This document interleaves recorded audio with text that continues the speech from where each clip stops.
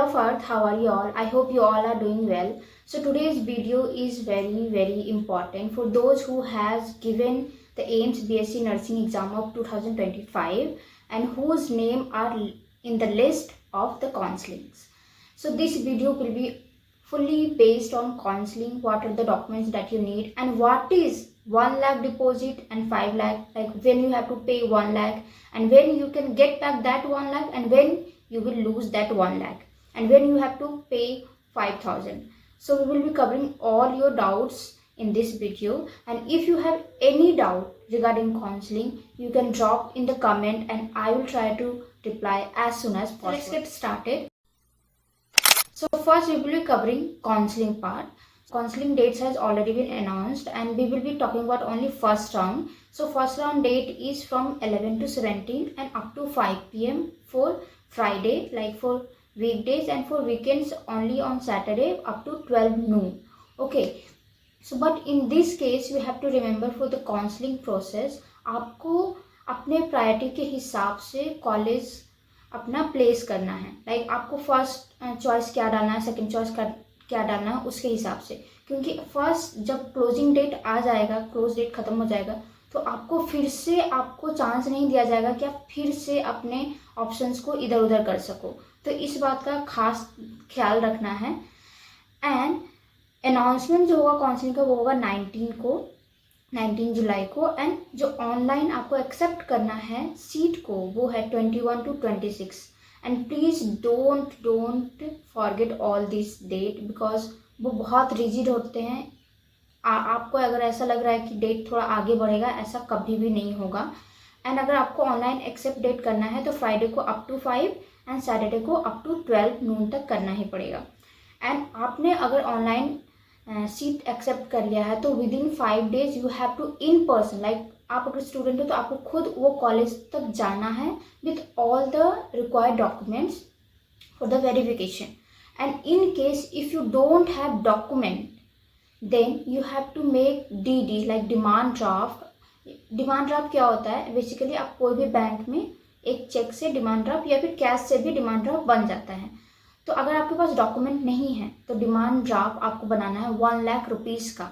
आप demand draft किसी के भी चेकबुक से बना सकते हो, लाइक आप अपने पेरेंट्स के चेकबुक से बना सकते हो, पर आप अपने नोन के पर्सन से ही डिमांड ड्राफ्ट बनवाना अगर आपके पास खुद का चेकबुक नहीं है तो, लाइक आपके रिलेटिव्स, आपके पेरेंट्स से, ताकि वो जब रिफंड हो तो आपके नोन पर्सन में रिफंड हो and you can get that money easily.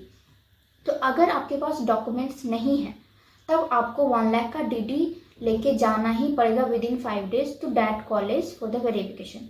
And within 5 days you have to bring your original document to the college.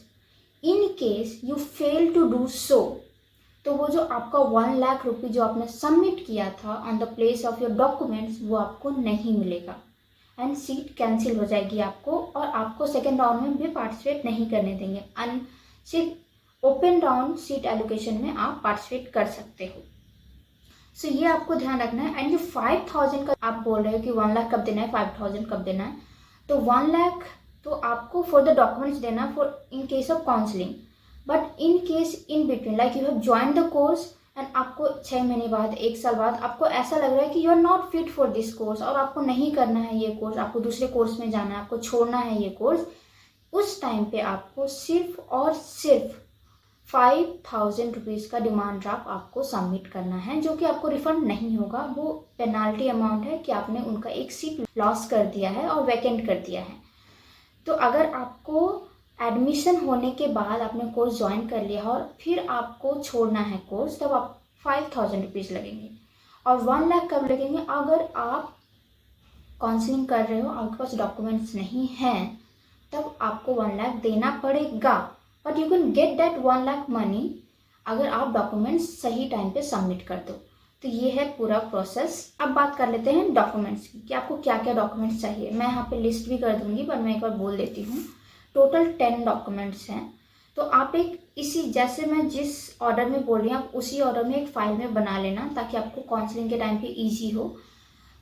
तो पहला डॉक्यूमेंट है एडमिट कार्ड, जो कि इशू किया है एम्स ने. जब आप एग्ज़ाम देने गए होगे तो वो वाला जो एडमिट कार्ड है वो लेके जाना है, एडमिट कार्ड.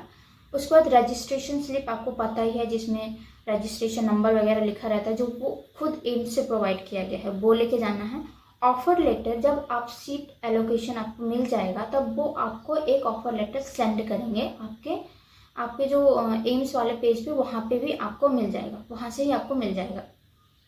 तो वो ऑफर लेटर, उसके बाद सीट एलोकेशन लेटर भी देंगे, वो भी आपको एम्स की वेबसाइट से अपने पेज से मिल जाएगा। उसके बाद है 12th पासिंग सर्टिफिकेट लेके जाना है। उसके बाद 10th का सर्टिफिकेट लेके जाना है, जिसमें आपका डेट ऑफ बर्थ लिखा होना चाहिए। उसके बाद 12th मार्कशीट लेके जाना है, जिसमें डिटेल हो आपके मार्क्स के, जिसमें फिजिक्स, केमिस्ट्री, बायोलॉजी और इंग्लिश को मिला के for the OBC and for the general 55% marks होने चाहिए, and for the ST and SC 50% marks होने चाहिए। उसके बाद 12th का माइग्रेशन सर्टिफिकेट लगेगा आपको। और अगर आप अपना कोई भी रिजर्वेशन क्लेम करना चाहते हो, अगर आप ओबीसी हो तो ओबीसी का नॉन क्रीमी लेयर वाला सर्टिफिकेट आपको लगेगा, वो भी सेंट्रल लेवल का बना होना चाहिए। उसके बाद अगर आप जनरल कैटेगरी के हो और आपके पास ईडब्ल्यूएस का सर्टिफिकेट है तो वो लेके जाना है, एसटी एससी, और अगर आप पीडब्ल्यूडी हो तो। उसके बाद इन सारे डॉक्यूमेंट्स का एक फ़ोटो कॉपी लेना है और उन सारे फ़ोटो कॉपी पे अपना सिग्नेचर और डेट लिखना है, जिसको बोलते हैं सेल्फ अटेस्टेड। ओके, तो ये थे सारे डॉक्यूमेंट्स के लिस्ट। और यहाँ पे इन पर्सन आपको आके अपना डॉक्यूमेंट्स वेरीफाई करना है। और एक और चीज़ मैं बोलना चाहती हूँ जो इसमें नहीं है, बट अगर आप सीट एलोकेट कर लोगे, शायद इसलिए नहीं डाला होगा क्योंकि कुछ लोग सेकेंड ऑप्शन भी चूज़ करते हैं। हाँ सॉरी, ये बात बोलना भूल गई मैं कि काउंसलिंग होने के बाद आपके पास 2 ऑप्शन हैं। अगर आपको सीट नहीं मिला है तब तो कोई बात नहीं, आप सेकेंड राउंड के लिए हो एलिजिबल। आपको सेकेंड राउंड में आपको देखना है कि आपको सीट मिलती है कि नहीं, but in that case also आपको ऑप्शन चेंज करने का, आपने जो ऑर्डर फिक्स किया है अपने कॉलेज मिलने का, वो आपको चेंज नहीं करने दिया जाएगा। ओके, एंड जिनको सीट मिली है उनके पास 2 ऑप्शन हैं। First option, accept the seat, मतलब आपको जो कॉलेज मिला है आप उससे खुश हो और आपने वो सीट ले लिया है, और 5 डेज में आपको ये सारा जो प्रोसेस मैंने बोला वो डॉक्यूमेंट्स आपको दिखाने के लिए जाना है। In case you don't want you want to participate in second round of counseling, तो उसमें जो सेकेंड ऑप्शन है accept the seat and participate in the second round of counselling, वो एक्सेप्ट कर लिया आपने, तब भी आपको जो फर्स्ट राउंड ऑफ काउंसलिंग में आपको जो सीट मिला है उस कॉलेज में जाना है आपको, या तो अपने ओरिजिनल डॉक्यूमेंट सबमिट करने हैं। अगर आप नहीं चाहते हो कि मैं ओरिजिनल डॉक्यूमेंट सबमिट करूं तो आपको डीडी ऑफ 1 लाख सबमिट करना है। तो ये है full process of counselling and documents. And for first round of person जिसने सीट एक्सेप्ट कर लिया है और वो चाहते हैं कि मैं इसी कॉलेज में रह जाऊं, तो आपको एक सर्टिफिकेट लगता है जिसको कोर्ट से बनवाना पड़ता है, ऐसी कुछ बड़ी बात नहीं है। So this is for the protection of the students, कि आप किसी के साथ रैगिंग नहीं करोगे। तो ये एक सर्टिफिकेट होता है जो कि आपको कोर्ट से बनवाना होता है। यहाँ पे काउंसलिंग वगैरह हो जाने के बाद वो यहाँ के जो लोकल कोर्ट्स होते हैं, आपका जहाँ भी कॉलेज है वहाँ के लोकल कोर्ट से आपको आराम से वो सर्टिफिकेट मिल जाएगा। उसका जो पूरा प्रोसेस है आपको कॉलेज खुद आपको समझा देगा, या फिर आपको ईमेल कर देते हैं कि उनको और क्या क्या डॉक्यूमेंट्स चाहिए। Everything they will tell you via email.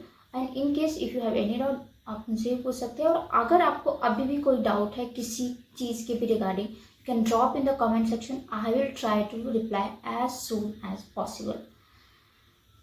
So this was all for today. Thank you. Stay healthy and please don't panic. Everything happens for a good reason.